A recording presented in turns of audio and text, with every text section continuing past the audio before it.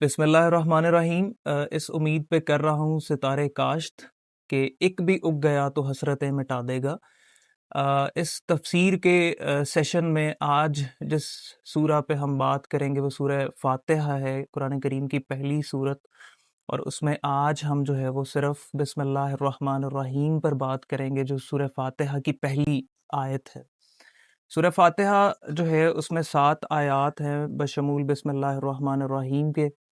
اس میں الفاظ جو ہیں وہ 29 ہیں، حروف 139 ہیں۔ ان الفاظ اور حروف کی جو کولیبوریشن ہے وہ ڈیفرنٹ اسکالرز ڈیفرنٹ طرح سے کر رہے ہوتے ہیں۔ اس میں بسم اللہ الرحمن الرحیم کو انکلوڈ کر کے جو ہے وہ ہم 139 حروف جو ہے وہ پڑھ رہے ہوتے ہیں۔ البتہ اگر آپ ابن کثیر کو دیکھیں تو اس میں 113 113 حروف جو ہے وہ مینشن ہے۔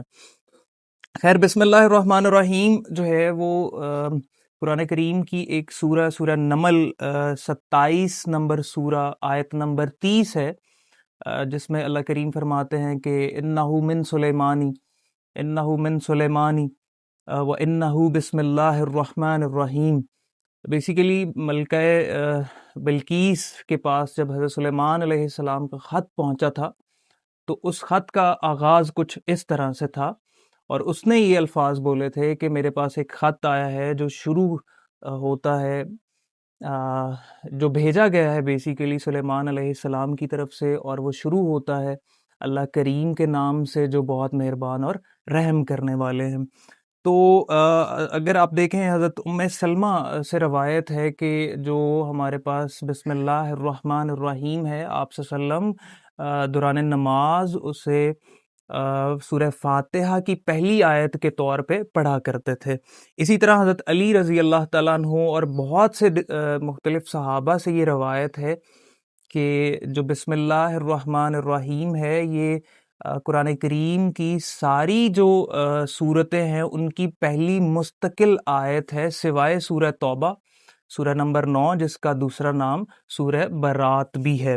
اسی طرح یہاں پر ہم یہ طے کر لیتے ہیں کہ بسم اللہ الرحمن الرحیم تمام صورتوں کی پہلی کانسٹنٹ آیت رہے گی۔ قرآن نماز کے دوران ہم اس آیت کو بآواز بلند پڑھیں گے یا نہیں پڑھیں گے، اس پہ بہت سی روایات موجود ہیں۔ کچھ روایات کے اکارڈنگلی جو ہے وہ آپ صلی اللہ علیہ وسلم جو ہے وہ بسم اللہ الرحمن الرحیم کو بآواز بلند نماز میں سورہ فاتحہ سے پہلے پڑھتے رہے ہیں۔ اس میں حضرت علی رضی اللہ تعالیٰ عنہ، حضرت عمر رضی اللہ تعالیٰ عنہ، حضرت عثمان اور بہت سے دیگر صحابہ سے یہ روایت منقول ہے کہ آپ اس کو بآواز بلند پڑھتے رہے ہیں۔ لیکن حضرت عائشہ رضی اللہ تعالیٰ عنہ سے ایک روایت جو ہے وہ منسوب ہے صحیح بخاری اور مسلم میں۔ آپ فرماتی تھیں کہ آپ جو ہے وہ اسے نماز میں الحمد شریف کے ساتھ نہیں بھی پڑھا کرتے تھے۔ تو آپ اس کو بآواز بلند پڑھیں یا آپ پست آواز میں پڑھیں، لیکن پڑھنا جو ہے وہ واجب ہے۔ اس کے فضائل پہ جب ہم بات کریں گے تو حضرت عثمان بن عفان سے ایک روایت منسوب ہے کہ انہوں نے آپ صلی اللہ علیہ وسلم سے پوچھا کہ بسم اللہ جو ہے وہ کیا ہے، تو آپ نے فرمایا کہ بسم اللہ اللہ کا اسم ہے، اور اللہ کے بڑے اسماء کے ساتھ اس کا ایسے تعلق ہے جیسے آنکھ کی سفیدی کا آنکھ کے سیاہ حصے کے ساتھ تعلق ہے، اتنی قربت ہے بیسیکلی۔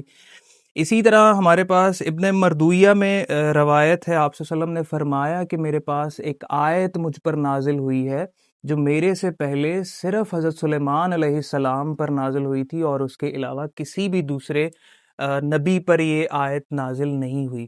ہم جو ہے وہ بسم اللہ الرحمن الرحیم کے مطالب کی طرف جاتے ہیں تو ابن مردویہ میں ہی ایک حدیث جو ہے وہ منقول ہے۔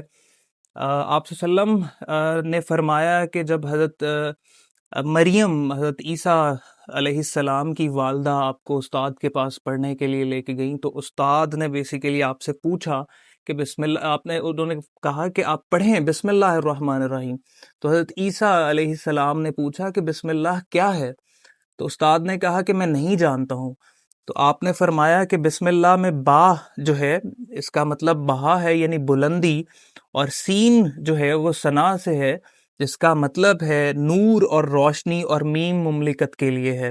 اللہ کا مطلب معبودوں کا معبود، رحمان کا مطلب دنیا اور آخرت میں رحم کرنے والا، اور رحیم کا مطلب آخرت میں رحم کرنے والا ہے۔ بسم اللہ الرحمن الرحیم کسی بھی کام کو شروع کرنے سے پہلے اس میں خیر و برکت کا سبب ہے، اور اگر بسم اللہ کو آپ نہ پڑھیں کسی بھی کام کو شروع کرنے سے پہلے تو اس میں برکت نہیں رہتی۔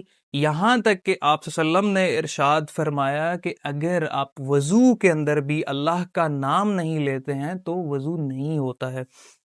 بسم اللہ الرحمن الرحیم کے الفاظ جو ہیں ان کی تفسیر پہ ہم بات کرتے ہیں۔ بسم اللہ کا مطلب ہے اللہ کے نام سے شروع۔ اب اللہ بیسیکلی جو ہے وہ اللہ کا مطلب سمجھنے کی کوشش کرتے ہیں ہم۔ دیکھیں اللہ جو ہے اللہ تعالیٰ کا ذاتی اور ذاتی نام ہے بیسیکلی، باقی اللہ کریم کے صفاتی نام ہیں۔ اللہ کے نام کو سمجھنے کے لیے ہم سورہ حشر جو ہے اس کی آخری 3 آیات کو یہاں پر دیکھیں گے۔ سورہ حشر 59 نمبر سورہ ہے، اور اس میں 22ویں 23ویں اور 24ویں آیت کو ہم فوکس کریں گے۔ بسم اللہ الرحمن الرحیم واللہ الذی لا الہ الا ہو عالم الغیب والشہادۃ هو الرحمن الرحیم واللہ الذی لا الہ الا ہو الملک القدوس السلام المؤمن المہیمن العزیز الجبار المتکبر سبحان اللہ عما یشرکون واللہ الخالق البارئ المصور لہ الاسماء الحسنی یسبح لہ ما فی السماوات و ما فی الارض۔ دیکھیں آپ ان آیات سے اللہ کو سمجھنے کا کام لے سکتے ہیں۔ جیسے میں کہتا ہوں کہ یہ احمد ہے اور یہ بہت اچھا ہے اور بہت نفیس شخص ہے، تو احمد بیسیکلی اس کا ذاتی نام ہے، اور اچھا اور نفیس اس کا صفاتی کردار ہو جائے گا۔ اسی طرح آپ ان آیات کو فوکس کریں، هو اللہ الذی لا الہ، وہی اللہ ہے جس کے سوا کوئی معبود نہیں۔ یہ اللہ ہیں جن کے سوا کوئی معبود نہیں۔ هو اللہ الذی لا الہ الا ہو الملک قدوس سلام وہ مالک ہے، پاک ہے، سلامتی دینے والا ہے، امن دینے والا ہے، نگہبان ہے۔ تو یہ اللہ کی صفات ہیں، ان سب کا مجموعہ بیسیکلی اللہ تعالیٰ کا ذاتی نام بنے گا، اور وہ ہوگا اللہ۔ اسی طرح اگر آپ امام رازی کی بات کریں تو امام رازی سے ایک قول منسوب ہے، آپ نے فرمایا اللہ کریم کے 5000 نام ہیں، جن میں سے 1000 قرآن کریم اور صحیح احادیث میں دیے گئے ہیں۔ 1000 جو ہے وہ انجیل کے اندر ہیں، 1000 تورا کے اندر ہیں، 1000 زبور کے اندر ہیں، اور 1000 لوح محفوظ پر ہیں جو کسی کو بھی پتہ نہیں ہے۔ خیر، اس سے آگے آپ موو کرتے ہیں۔ بسم اللہ الرحمن الرحیم، رحمان اور رحیم، دیکھیں دونوں کا مطلب ایسے لگتا ہے کہ رحمان بھی رحم کرنے والا اور رحیم بھی رحم کرنے والا، لیکن عربی میں ان کی تھوڑی سی کمپوزیشن ڈفرینٹ ہے۔ رحمان جو ہے وہ بہت جوش کے زمرے میں آتا ہے، جیسے ہم کہتے ہیں عطشان، بے حد پیاسا، جیسے جوہان بے حد بھوکا، اسی طرح رحمان بے حد رحم کرنے والا، رحمان بے حد رحم کرنے والا۔ اسی طرح اگر آپ بات کریں، ویسے ہم حضرت عیسیٰ علیہ السلام کے اکارڈنگلی کہہ چکے ہیں کہ آپ نے فرمایا ہے کہ دنیا اور آخرت میں رحم کرنے والے کو رحمان کہا جائے گا۔ اور رحیم جو ہے، رحیم بیسیکلی جو ہے ایسا رحم کرنے والا جس کا تسلسل کبھی بھی ٹوٹے گا نہیں۔ یہ بالکل اسی طرح سے کمپوز ہوا ہے رحیم کا لفظ جیسے جمیل کا لفظ ہے۔ جمیل ایسے خوبصورت کو کہتے ہیں جس کی خوبصورتی کا تسلسل کبھی نہیں ٹوٹے گا، اور جہان میں تو کوئی خوبصورت نہیں ہے، یہ صرف اللہ کی ہے۔ یہاں پر لوگ جو ہے اور چیزیں جو ہیں وہ اپنی اصل کی طرف لوٹتی ہیں اور فنا کی طرف لوٹتی ہیں۔